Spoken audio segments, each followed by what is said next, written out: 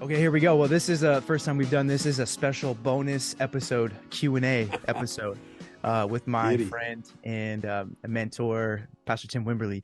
We just had a great episode together for the Chase Merrell podcast. But this is a bonus episode. We had so many people reaching out and submitting questions. I knew that people would love the opportunity to share some of their questions. And so we're going to just kind of do some even rapid fire through those today, so that there's that can be the direct focus, people's questions. Sure. And as you think about things with that, man, just don't hesitate. Okay. But again, thanks for taking the time to do it.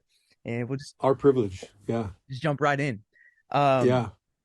First question. And Oh, go ahead. can I No, go just ahead. say real quick? Yeah, Absolutely. just apologize if we don't get to all the questions. Yeah. Um, I just want to apologize. I I just so appreciated. I just saw it not too long ago, and so it was just cool to see the questions coming in. So Yeah. Well, and thank you for, yeah, that no, good precursor or whatever, the warning is we're not all the questions that people submitted. We won't have time to go through all of them, but yes, thanks for sending them in. And yeah, hey, you know what? I think maybe this is just the sign from the Lord that it's time for a Tim and Dana Wimberly podcast where they could literally just respond to people's questions. You don't have to make any content, no content you need to put any work into outside of just answering how you would. I'm telling you, man, yeah, people are hungry for it. So yeah. And I would encourage you to have Dana Wimberly on this show yeah. too. Oh, She's the bomb. well, and I mean, I'd be a fool not to think that you're not here and your Yeah. boys aren't here and who they are because of that woman. Right. So yeah, Absolutely. good call. All right, jumping into the questions today. Okay. First one, what was the process / transition for you and Dana when foreign missions started really stirring on your guys' hearts? Oh, that's a great question. Missions have been a part of our DNA fiber from the very beginning of our relationship. We we started well we you pastored in San Diego, so we started taking young people and our kids into Mexico at the very beginning of our ministry, our vocational ministry responsibilities.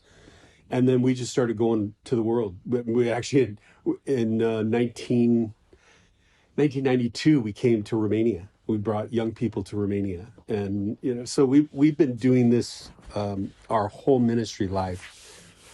And then we had started going to Cambodia from Living Water in Olympia, Washington. We started going to Cambodia for um, a number of years where we were developing and training young leaders, and we were doing a lot of projects and things and taking teams as Yeah. well. But then we were doing other trips where we would go. And it was really there that we just began to see the need for consistent, um, uh, not just discipleship, but just being present. You can teach things all day long. You can come in for a week and do training and teaching, but there is nothing that compares to living a life in front of somebody. And Jesus modeled it well. I mean, Yeah. he spent his whole life living among the people of the earth, right? His and then his ministry life was 3 years. Right. That's And so what did he do? Is he chose humans to be around him for 3 years. And right. so we just felt this, and we couldn't get it out of our system. And we we just began to pray, and it was really, I mean, because I'm a verbal processor, so I want to talk to everybody about it. And literally probably a year and a half we didn't speak to anybody. Mm, And then we were at a conference, and the Lord just spoke to us both, and we knew we had to break our silence. And so we began to share with the people we love, one being our kids, and then of course the leaders in our life. We still didn't tell our kids for a while, just because we wanted them to finish well in what they were doing. And then we sat down, had a family meeting, like we always did when we talked about things that were important to us. Um, uh, so that was kind of the process. There's more factors to it, but it's just always been a part of who we are. And let me say this too. I really believe missions is who we are. It's not a position that somebody holds and goes yes. somewhere. You Right. know, Good. and I believe that my whole life. I've felt that I've always been a missionary, because we all are. Right. And so I just want to say that. Yeah. If there's anybody in that's processing like the thought, what would you, when you think about how you had to like really process, okay, I'm gonna let go of a lot. Yeah. I'm gonna say potentially goodbye to a lot of Yeah. the preferences, Uh-huh. comforts, all of those things that I've become Yeah. accustomed to for my whole life. If somebody's Right. in the middle of wrestling with that, is there anything specific you would encourage them, to press into as they're doing that? I would say don't allow it to consume you where you're not being effective right where you are. And I would say that That's good. if you're thinking about going somewhere, if there's something that, a geographical location or a people group that God's put on your heart, if you haven't, I would strongly encourage you to go visit, go experience, find out. You could contact us. We have connections, relationships all over the world, but you may already have those connections. But I would go.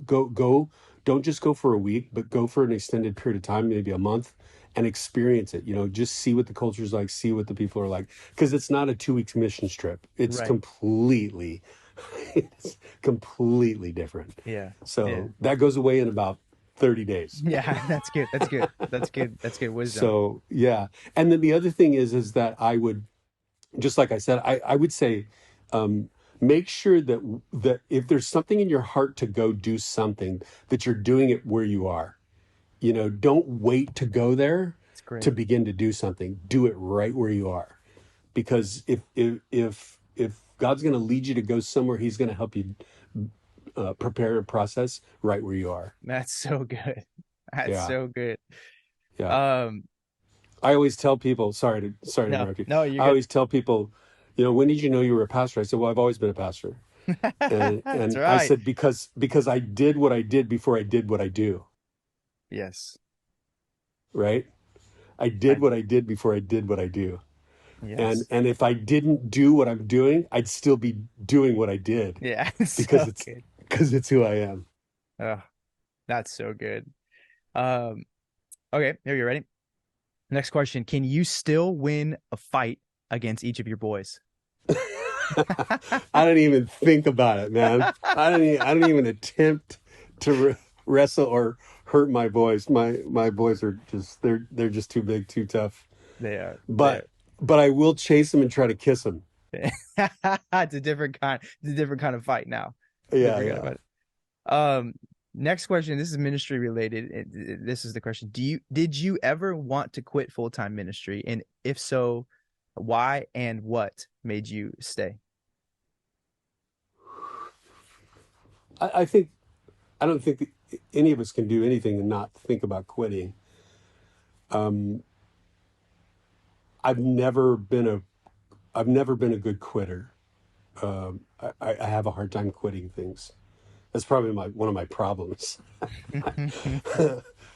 um, and I don't want this to sound more spiritual than it is, but I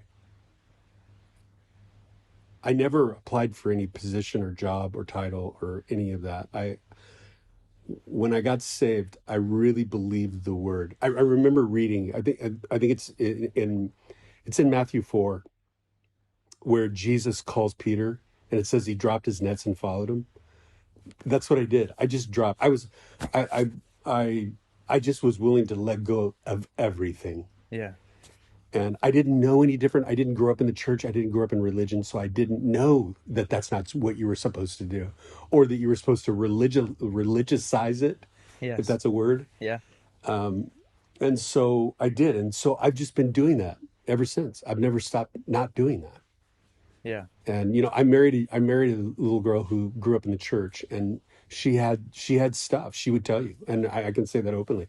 She had stuff, baggage, stuff that she carried with her that hindered her, that held her back. That was just religion, it was just religious. So I would say, to answer that question straight out, I don't think I've ever wanted to quit ministry. And it's not, I own my own business. I own two of my own businesses. I've worked in the world and been a Christian, so I know the differences that are there. But I've always believed that whatever I do, I'm doing it for Jesus. Whether Yeah. it's cleaning carpets, selling vitamins, or preaching a message Yeah. on a Sunday morning. Yeah. So So good. The next question, it was more of a statement that was made, but the question's kind of in there. And so I'll kind of try to peel it out. But basically, it comes down to the fact that you're an extremely positive guy who the comment made was I've never seen Tim Wimberly have a bad day. Now, like I know, we all know as humans, like that can't be true, which we know it isn't. But when it comes to that reality of, I mean, a lot of people probably feel that about you and around you. That again, like they leave feeling encouraged almost every single encounter, and it seems like you feel encouraged every time they see you. Um, how much of that would you say is something that you choose to press into, even when you don't feel it?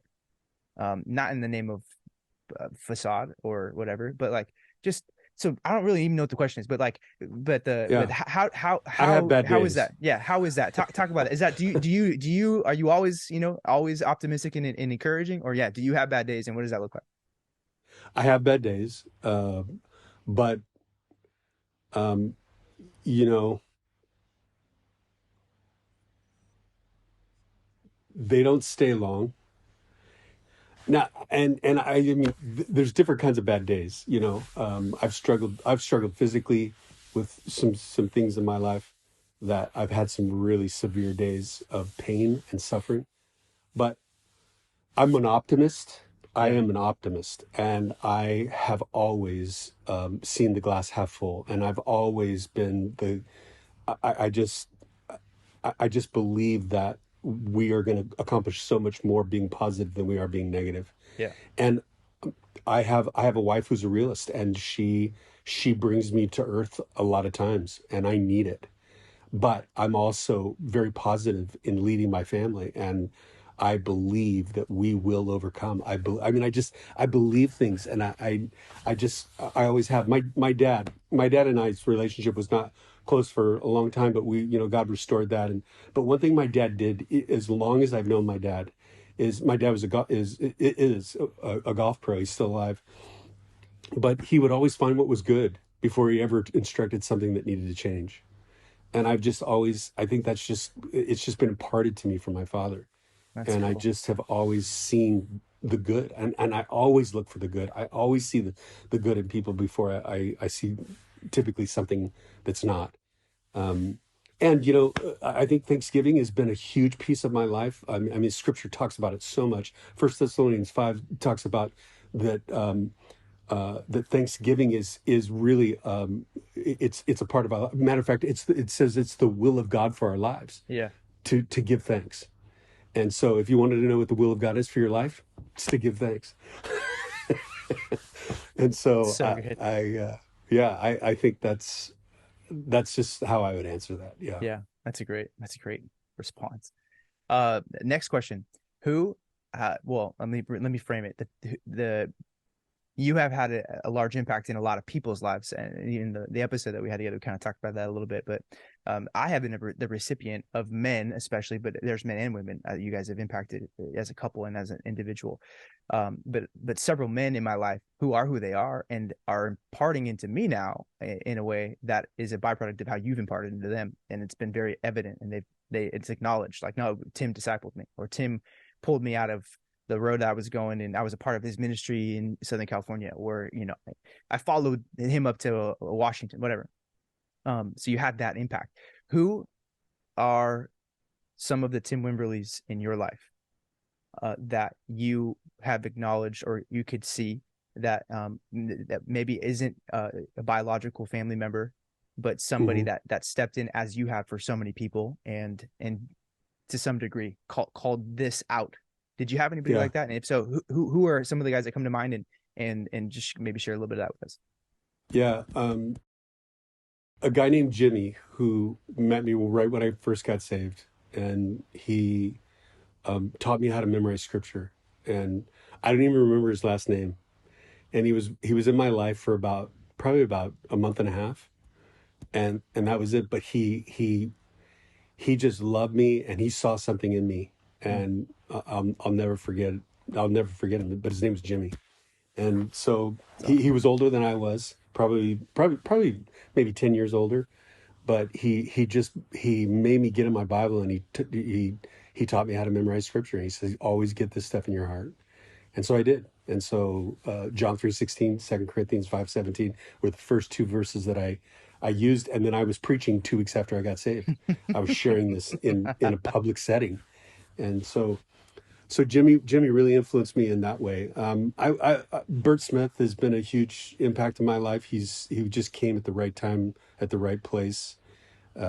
He was a father mentor, and somebody who really just kicked me in the backside Yeah. and pulled me out of a place where I was because I was intimidated by his type of leadership, his mannerisms, just the things that he was, and I had to face that, and so it made me overcome, and I think it became reciprocal. I think I was a maybe a little bit of a blessing to him too, but he really made an impact and an impression on my life, and even still to this day. Yeah. I would say another person is Jim Thomas. Jim Thomas is a dear friend of mine who I met on the mission field, who is in his 70s, and we communicate regularly. Just he's just somebody that just believes in me, always is speaking life over me, and we talk about the word together. We talk about life together. Just incredible. And then one other person is Ron Mell. Ron has passed away, but he was at my ordination service. And back in the day in Foursquare, when you were ordained, people were assigned to pray over you, and he was assigned to pray over me. And this was years ago, 20 plus years ago. But then he never forgot my name, and every time I saw him, because he was quote, a bigwig in Foursquare. Yeah.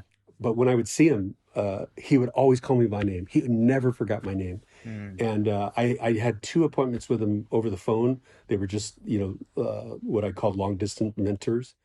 And I just was able to ask him questions, and he just made time. Yeah. And I'll never forget that as long as I live. Yeah. And he wrote a book that's out of print, but I think you can still get it somehow. But he wrote it for his two boys because he had leukemia. And it's the name of the book is called Just in Case I Can't Be There. Whew. And I bought that book and gave it to all my boys. And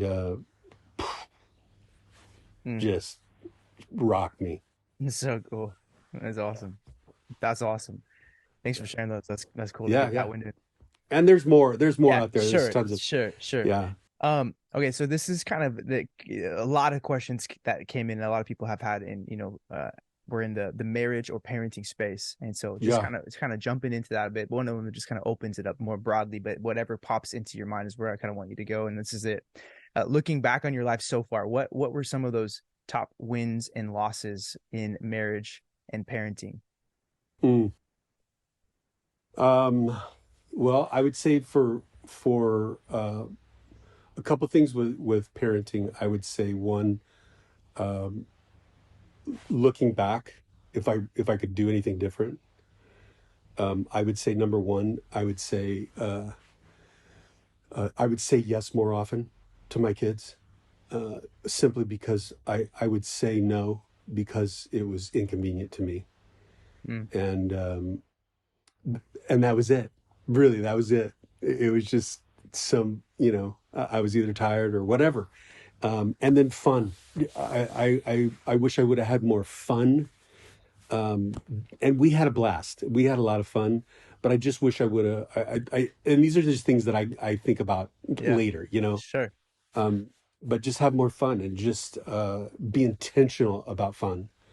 I would have done that different. What I would do over if I had the chance Yeah, is we we took responsibility for our stuff as mom and dad, and when we failed our kids, we got on our knees and we looked them in the eyes and we asked for forgiveness, and we taught them that. yeah, We taught them how to forgive each other. We taught them how to forgive us. We taught them how to be forgiven. And we didn't do that perfectly in the beginning, but we started really honing in on that thing, and that thing got really good. And I know that to this day, I know that has impacted me tremendously. I think if you'd ask them, I think they might say that it's impacted them as well. yes, But when I look at that, I think that's something that unequivocally. yeah, And then wear out, I love you. I mean, I've heard so many people say so many different things, but man, I kissed my boys on the lips until they told me not to. I mean, I chased my boys around because I wanted them to understand what it meant to have intimacy with a dad, Yeah. because I didn't have that. And Yeah. and so I did. I chased them around, but I just told them I loved them. And I think if you ask any of my boys, I think they tell you that they always knew they were loved. Yeah. And I think that's a tremendous gift. Yeah. And I When would do that over. when you think so, this is kind of under the same umbrella of that question between what you would do different or do over, between your oldest and your youngest. When you think about how you grew as a father over those years between parenting, learning how to be a parent from your first child to your last child, when it comes to those things, is there anything that stands out that like to pick? Because here's where I know a lot of parents are. They're in that place right now where they're either starting to have kids. Some of these younger families that might be listening to this, um, and are maybe they're not done having kids. They're going to have more or whatever. And if you could look at that spectrum of years, which I mean, you guys popped them out pretty quick, so they were pretty close together in that space. Yeah. but but but like you were a different dad to some degree, by the time Wes came than you were when Justin came. Hmm. What would you say in that space you wish you knew more, um, Hmm. at when you were raising Justin, that you understood more clearly raising Wes? So this is not Yeah. necessarily years after looking back on, like you mentioned, fun and saying yes more, but like within the spectrum of your kids, was there anything that you saw shift that you're like, man, I want to grow in this way, between oldest Yeah. and I youngest? think. Yeah, and there's so many things I could answer in that. I think that probably the biggest thing that changed was how we disciplined our kids. Um, One, we neither of us knew what to do. We had no clue how to discipline our kids. They just made us mad and angry, and so we wanted to hurt them, I think a you lot. know. I think And a lot of I parents, a lot. You probably saying, totally I can think. I think relate. Yeah, a lot of parents probably just need to yeah, hear yeah, somebody say that and and be like, okay, I'm not yeah. crazy. No, you're not crazy. You're not crazy. And I understand how child abuse can happen. And I don't mean that we Sure. didn't abuse our children. At least we didn't think we did. They might, Yeah. but in the beginning of discipline, we didn't have the why behind what we did. Yeah. And what happened was as we grew and we got mentors around us and we pursued people that we saw some kind of measure of health in their lives and in their kids, as we pursued those people, we began to change how we governed and parented our kids. And our what happened was the why behind what we did, our greatest desire was that we wanted to teach our kids how to hear the voice of God. Mm. And the person who's spoken to my life, without going into the long story, he just asked me, he says, listen, when your kids get older and the Lord speaks to them, when do you want them to hear the voice of God? The first time, the second time, or the third time? And Oof. it was revolutionary and it transformed my life. It changed my life as a father. And so Dan and I began to discipline our kids out of love rather than out of frustration and anger. And that was a game changer. And Yeah. so discipline became an event in our home, not this, I'm going to kill you, you know? And so, That's and so it good. takes time. It takes a tremendous amount of time and effort. And let me say this, and I'll stop here. The key to discipline, whatever you do, however you choose to do it, is that you have to be in agreement. Because when you're not in agreement, your kids are not stupid. Yeah. They figure it out and they will play you Yeah. as long as the day is in August. Yeah. Yeah. Yeah. That's really good. Yeah. So good. Power of agreement. Power of agreement. The next, just probably a few more, but I don't know. We have time for a few minutes here. When it comes to that, uh, this is one more kind of question around the parenting world that I don't know if you've totally covered yet, but it could be.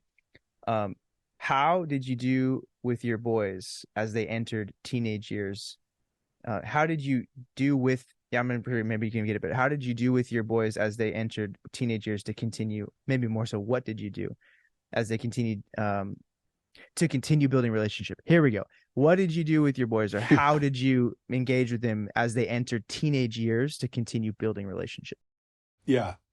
So when we teach parenting, we teach three categories of parenting. There's three seasons of parenting. There's you can have all kinds of different definitions, Sure. but you're a policeman, you're a coach, and you're a consultant. My wife and I live in the consultant stage now Yeah. because of the season of life we're in. But the teenage years I would call coaching. And I think one of the biggest things that I failed at initially and got better at was I learned how to ask really good questions. And I think that's the piece that I think is probably one of the greatest engagements, because I still tried to tell them what to do, but as I learned that didn't work as good. I mean, remember, you're always the parent and you can always tell them what to do. Yeah. The key from my perspective is that the more that you can get them to come to the conclusion of making the right decision, the better it is, Yeah. and the more it's going to stick. Totally. It doesn't mean that it always works, Right. Right. but I think learning how to ask good questions is something as parents we should all learn how to do and invest in. Yeah. And what I mean by that is, like, how was your day? Fine, good, right? Right. Right. Versus tell me one thing that happened today that really, that impacted you, or Yes. that you liked, or that you struggled with, or you know what I mean, where you just learn how to ask good questions. Yeah. And I think this is something that helped build our relationship. I think the other thing too, and I really struggle with this, but I think one of the things that is really important in relationships is learning how to listen. And sometimes listening isn't just because they're talking. Sometimes it's listening and shutting up and just being there. Yeah. Yeah. So good. And really difficult. It's so good. Yeah, and really difficult. Yeah. Yeah, because I Um, want to talk. my wife reminds me that I do too a lot of the time. Um, one more parenting, and then I got one more, and just to wrap it up. But and to some degree, you covered some of this in this, and so if you feel like there's something else that you might say to the question that this is going to ask, then speak into it, because it's a little bit more specific, and I think it's important because there are people listening and watching that are connected to you in some form of ministry, that are raising kids, are going to be raising kids, and wrestling with the reality that when it comes to parenting, period, but it does seem to be a common thread that in ministry, pastoral ministry or missionary ministry, whatever, that there's the percentage of children that are raised as PKs, or pastors' kids or missionaries' kids or whatever else, that they're it just, I mean, if I were just, I have no data to back any of this up. This is just like off the top of my head when I look at the world. It's like, it seems like there's more than not of kids that are not wanting to, be engaged with Jesus stuff still. Or like I mentioned, maybe even in our episode, just that they want to have a relationship with their parents the way that, you'd hope that they would. Here's the question: how do you raise kids in a church and vocational ministry? And this is the literal look. I'm going to ask the question too, because of the person that asked it. It would be like, you didn't ask my question all the way.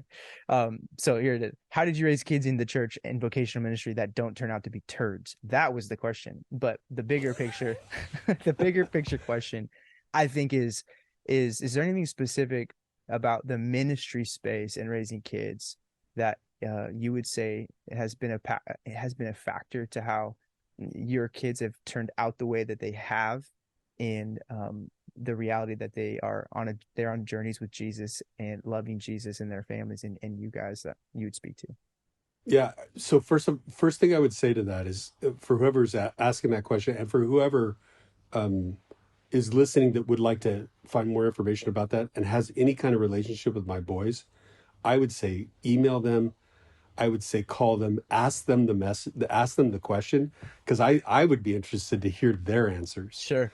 Yeah. Um, but I want to say we're all turds at some point, That's good. even as parents. It's So good. recognizing that we're on the Yeah. same playing field, we'll always be mom and dad. Okay, we always will be. But I think one of the things, and I said this earlier, but one of the things that I think we did pretty well is that we were the same people in ministry that we were when nobody was looking. Right. There wasn't two kinds of people. And even when I failed at that, I'll give you a perfect example. Like, I would come home from a long day and I would have an attitude, right?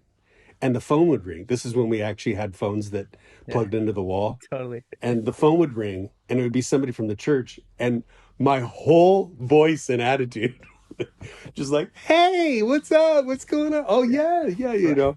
and then I would hang it up and I would turn around and it was like my family was like staring at me like, Yep. who are you?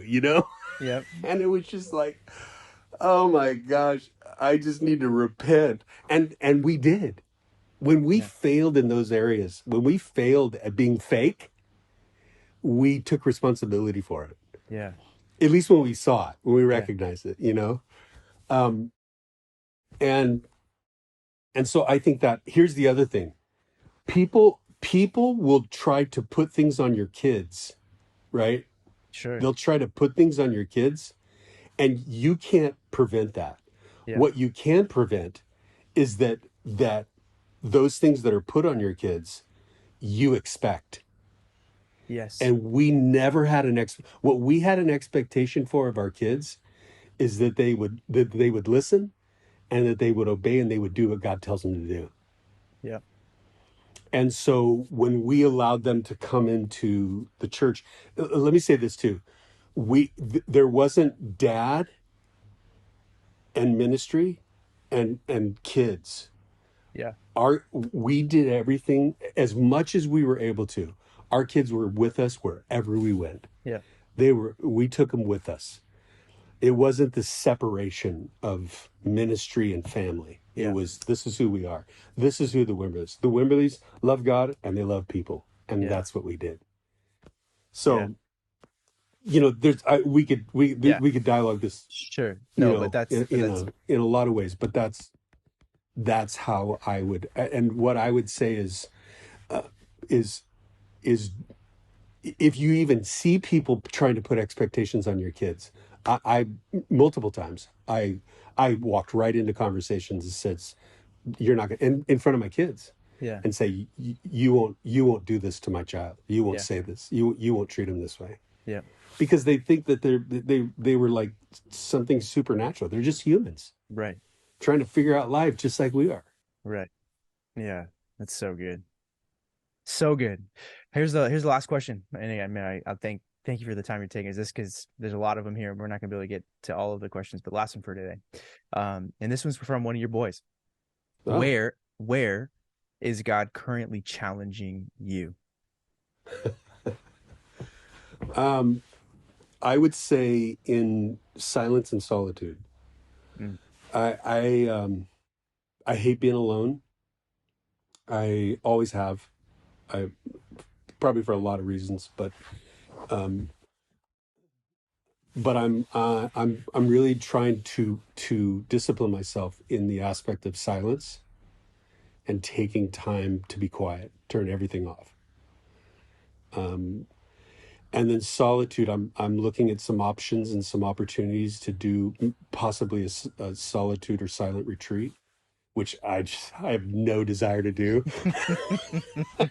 but I want to, because I want to really learn this aspect of Jesus, because he was good at it. And and Yeah. and here's the beautiful thing. Anything that we're choosing to do, or try to grow in our spirituality and our spiritual disciplines and our spiritual life, if we'll just look to Jesus, if we'll just read his life, if we'll just read his story for where he was and what he did, it's the blueprint for our lives. Yeah. And this was something that he did, man. He took time to get away. He took time to be quiet. He took time to step away from everybody else, so that he could hear and be, at a place where that he could receive and understand and hear the voice of the Father. And so this is just something that I'm really growing and trying to learn, and wanting to be better at. Matter of fact, I have on my calendar on my phone, it just says every day, it just says stop. So good. And I'm because I'm just trying to stop. And that Yeah. just means to take a little bit of time, go for a walk, be silent, but just turn stuff off for just a few minutes. Yeah. And so It's really trying to good. work hard at that. Yeah. It's really good. Yeah. So yeah, this has been awesome, man. Thank you so much for taking the time to answer the questions. And you know, I know you're investing a lot and pouring out a lot into people. And so continue to say thank you for pouring into me, and then the people that will listen to this and watch, you know, over the course of time, that it's going to be pouring into them as well. So thanks for your wisdom, being authentic. And if they're again, people want to find you guys, maybe they didn't hear the full episode on the Chase Merrell Absolutely. podcast, they can go to your website. We give it to us again. It's to the nations.life. To the nations And life. then our emails are just timothywimberly@gmail.com and danawimberly@gmail. Dana with an H. And if you have Yeah, questions, if you have questions you want to ask, or questions that didn't get answered that you want to ask, don't hesitate to do that offline and privately. So yeah, we'd be happy to do yeah. our best to answer those. And just to mention again as well, like at that link to the nations.life, you know, from following what you guys are doing with stuff in different countries, Yeah. to resources that you've put together, your books you've written, and then coaching. You know, you have a coaching offering for people that are wanting to maybe, you know, into another place, another place of growth in their life. And so that all that stuff they can find there, and I just can't encourage them enough to go check it out, because Yeah. it'll be worth that pursuit in that time. So Pastor Tim, love you, thank you. Love you, bro. All right, man, talk to you soon.